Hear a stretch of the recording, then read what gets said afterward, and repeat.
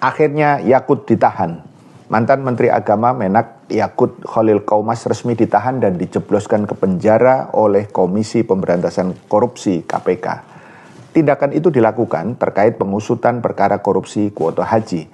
Sebelumnya, Yakut telah ditetapkan sebagai tersangka pada Januari 2026, sedangkan penahanan dilakukan KPK seusai menjalani pemeriksaan pada pukul 18.45 waktu Indonesia Barat. Yakut hadir di gedung KPK pada pukul 13.05 hari Kamis 12 Maret 2026. Tampak Yakut mengenakan rompi orange digiring dari lantai 2 gedung KPK dengan tangan terborgol. Apa yang sesungguhnya terjadi? Pertama, Yakut adalah mantan Menteri Agama ketiga yang terjerat kasus korupsi terkait dana haji. Sebelumnya, mantan Menak Surya Dharma Ali pada tahun 2014 juga terjerat kasus korupsi penyelenggaraan haji pada tahun 2010 sampai 2013 dan divonis 6 tahun penjara. Sedangkan mantan Menak Said Agil Hussein Al-Munawar 2001 sampai 2004 terjerat kasus korupsi terkait dengan dana abadi umat. Kedua, Yakut merupakan putra Kiai Haji M. Khalil Bisri, adik kandung dari Ketua Umum Pengurus Besar Nahdlatul Ulama Kiai Haji Yahya Khalil Stakuf dan keponakan dari Kiai Haji Mustafa Bisri.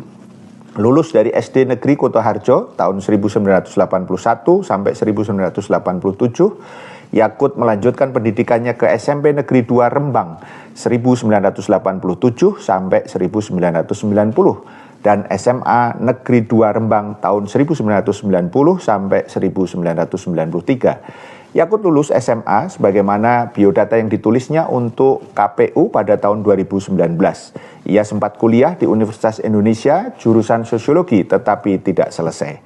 Ketiga, Yakut aktif berorganisasi dan mendirikan Pergerakan Mahasiswa Islam Indonesia Cabang Depok tahun 1996 sampai 1999. Sebagai kader PKB di Rembang, Yakut dipercaya menjadi Ketua Dewan Pimpinan Cabang DPC PKB Kabupaten Rembang tahun 2001 sampai 2014.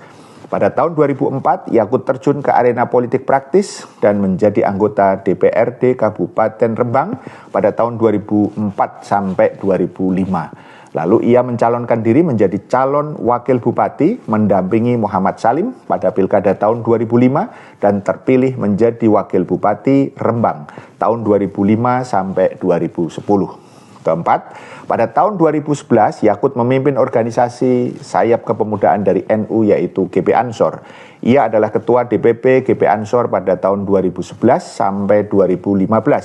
Pada tahun 2012, Yakut menjadi wakil ketua DPW PKB Jawa Tengah hingga 2017. Pada 2015 sampai 2020, ia terpilih sebagai Ketua Umum GP Ansor melalui Kongres ke-15 GP Ansor yang berlangsung di Pondok Pesantren Sunan Pandanaran, Sleman, Yogyakarta.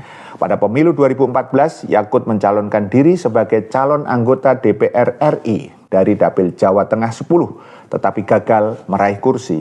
Setelah Hanif Dakiri dilantik menjadi Menteri Tenaga Kerja di Kabinet Kerja, Yakut dilantik menjadi anggota DPR RI periode 2014 sampai 2019 sebagai pergantian antar waktu atau PAW. Ia kembali terpilih sebagai anggota DPR RI pada periode 2019 sampai 2024. Kelima, selama pemilihan Gubernur DKI Jakarta tahun 2017, Yakut mendukung Ahok alias Basuki Cahayapurnama dan menyebutnya sebagai Sunan Kalijodo.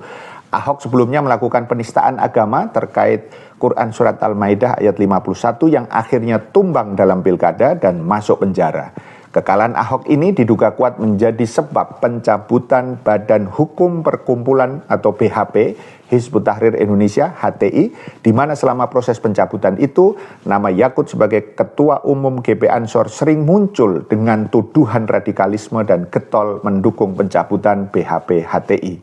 Masih di bawah Yakut, GP Ansor mendukung Joko Widodo dalam pemilihan umum Presiden Indonesia tahun 2019. Pada September 2019, Yakut berkunjung ke kota Vatikan dan bertemu dengan Paus Fransiskus sebagai perwakilan GP Ansor. Keenam, pada tanggal 22 Desember 2020, Yakut ditunjuk sebagai Menteri Agama dalam Kabinet Indonesia Maju oleh Presiden Joko Widodo. Setelah selesai menjabat, dia mempunyai harta kekayaan sebesar 13.749.729.733 rupiah berdasarkan laporan harta kekayaan penyelenggara negara LHKPN pada tahun 2025. Besaran tersebut naik jauh dari LHKPN Yakut pada tahun 2018 dengan total nilai 936 juta rupiah.